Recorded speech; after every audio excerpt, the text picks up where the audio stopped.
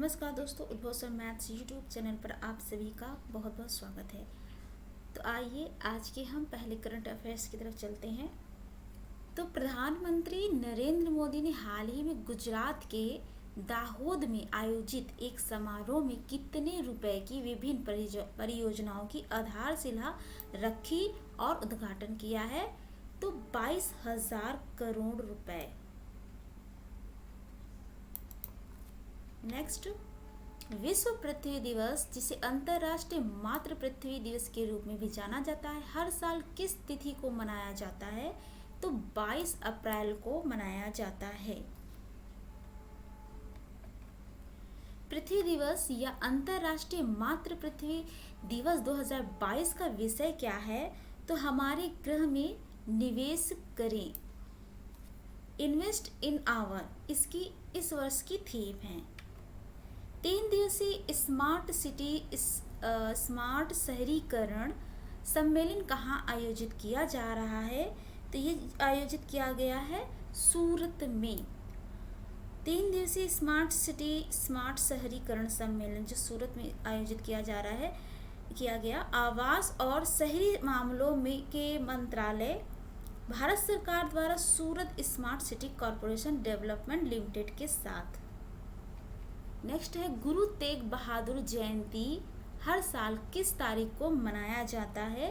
तो ये मनाया जाता है 21 अप्रैल को, गुरु तेग बहादुर जयंती को। सिख धर्म के 9वें गुरु के जन्म का ये प्रतीक है। गुरु तेग बहादुर जी गुरु हरगोविंद के सबसे छोटे पुत्र थे और उनका जो जन्म साल है 1621 में हुआ था। नेक्स्ट है, विश्व विरासत दिवस कब मनाया जाता है? तो यह मनाया जाता है 18 अप्रैल को। और विश्व विरासत दिवस 2022 की जो थीम क्या है? तो इसकी थीम है धरोहर और जलवायु। तो दोस्तों थीम को ज़रूर याद रखिएगा, डेट को याद रखिएगा, क्योंकि बहुत बार इस तरह से थीम के बारे में पूछा जाता है। हाल ही में अमेरिकी विदेश विभाग ने वर्ष 2021 में किस देश में मानवाधिकारों से संबंधित एक आलोचनात्मक रिपोर्ट जारी की है? तो अमेरिकी विदेशी विभाग ने वर्ष 2021 में भारत में मानवाधिकारों से संबंधित एक आलोचनात्मक रिपोर्ट जारी की है। यह रिपोर्ट प्रतिवर्ष पूर्वव्यापी आधार पर अमेरिकी कांग्रेस को प्रस्तुत की जाती है। इसमें नागरिक, राजनीतिक और सामाजिक कार्यकर्ताओं अधिकारों की स्थिति पर देशवार चर्चा शामिल होती है।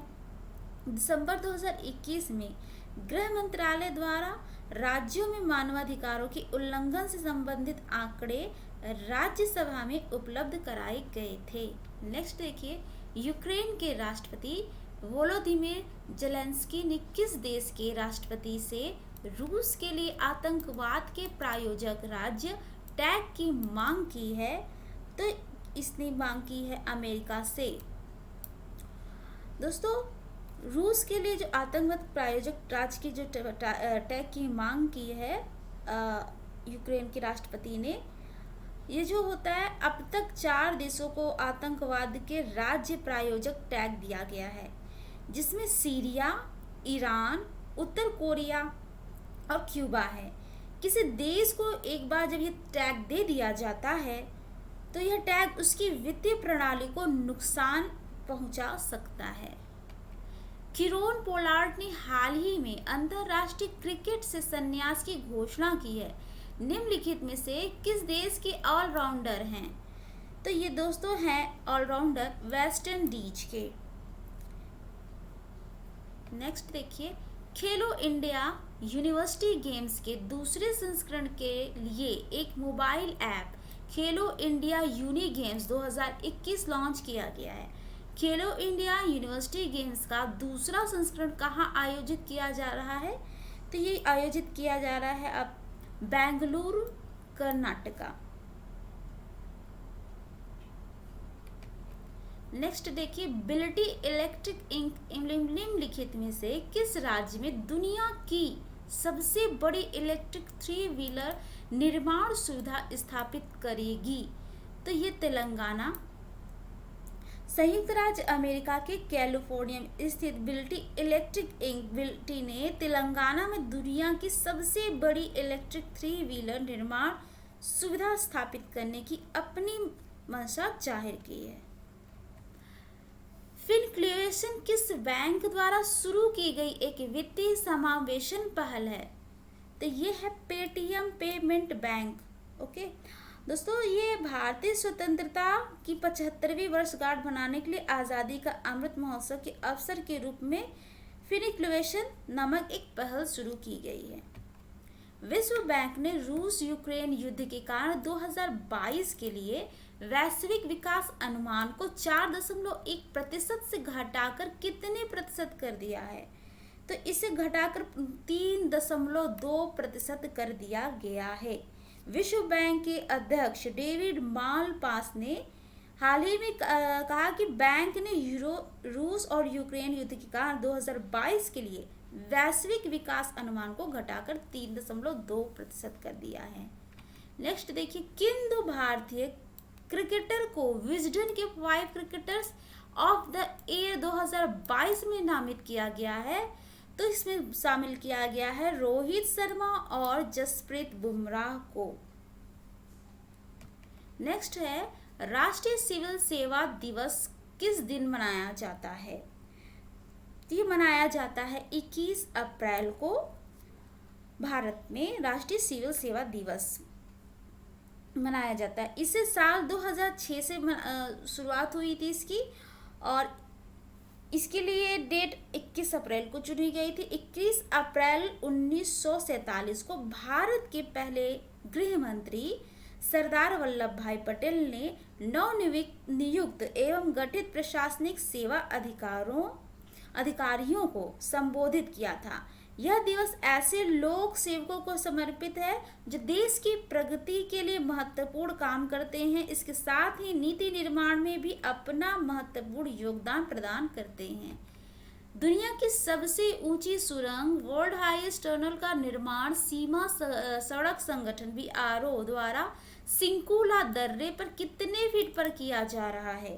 तो ये किया जा रहा है 16,580 फीट। दुनिया की सबसे ऊंची सुरंग का निर्माण BRO यानी बॉर्डर रोड्स ऑर्गेनाइजेशन द्वारा सिंकुला दर्रे पर किया जा रहा है। यह सुरंग हिमाचल प्रदेश को लद्दाख से जोड़ेगी और इस परियोजना को क्रियान्वित करने के लिए केंद्र सरकार ने प्रोजेक्ट योजक की स्थापना की है। किसकी? प्रोजेक्ट योजक की। अमेरिका के उपराष्ट्रपति कमला हैरिस का कार्यकारी सचिव एवं रक्षा सलाहकार निम्न में से किसे नियुक्त किया गया है? तो शांति सेठी को नियुक्त किया गया है। केंद्र सरकार ने कोविड-19 से लड़ते हुए जान गंवाने वाले स्वास्थ्य कर्मियों के परिजनों को प्रधानमंत्री गरीब कल्याण पैकेज के तहत मिलने वाली बीमा योजना को 19 अप्रैल को कितने दिनों की अवधि के लिए बढ़ा दिया है? तो इसे बढ़ा कर दिया गया है 180 दिनों की अवधि के लिए बढ़ा दिया गया। PMGKP योजना के तहत कोविड-19 की लड़ाई में शामिल स्वास्थ्य कर्मियों को 50 लाख रुपए का बीमा कवर दिया जाता है। एल रूट सर्वर प्राप्त करने वाला देश का पहला राज्य निम्न में से कौन सा बन गया है? तो दोस्तों बन गया है ये राजस्थान। एल रूट सर्वर प्राप्त करने वाला पहला राज्य हो गया है देश का राजस्थान। यह सर्वर राज्य सरकार को अपनी प्रमुख डिजिटल सेवाएं प्रदान करने और ई-गवर्नेंस लागू करने में सहायता करेगा। यह नई सुविधा राज्य के इंटरनेट बुनियादी ढांचों को मजबूत करेगा और साथ ही इंटरनेट आधारित संचालन की लचीलापन है और सुरक्षा में सुधार करने भी यह सहायता करेगा। राजस्थान में स्थापित एल रूट सर्वर पहला है जिसे राज्य स्तर पर तैनात किया गया है। स्मार्ट सिटीज मिशन के तहत देश के कितने शहरों का विकास किया जा रहा है? तो इसमें किया जा रहा है 100 शहरों का विकास किया जा रहा है। उनमें से 80 में से एकीकृत कमान और नियंत्रण केंद्र पहले स्थापित किए जा रहे हैं।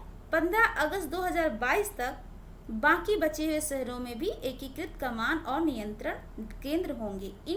इस परियोजना का मुख्य उद्देश्य 100 आत्मनिर्भर नागरिक अनुकूल शहरी बस्तियों को विकसित करना है।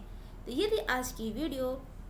तो दोस्तों, इसके आगे की वीडियो हम नेक्स्ट वीडियो में लेकर आएंगे। तो देखने के लिए धन्यवाद। जय हिंद, जय भारत।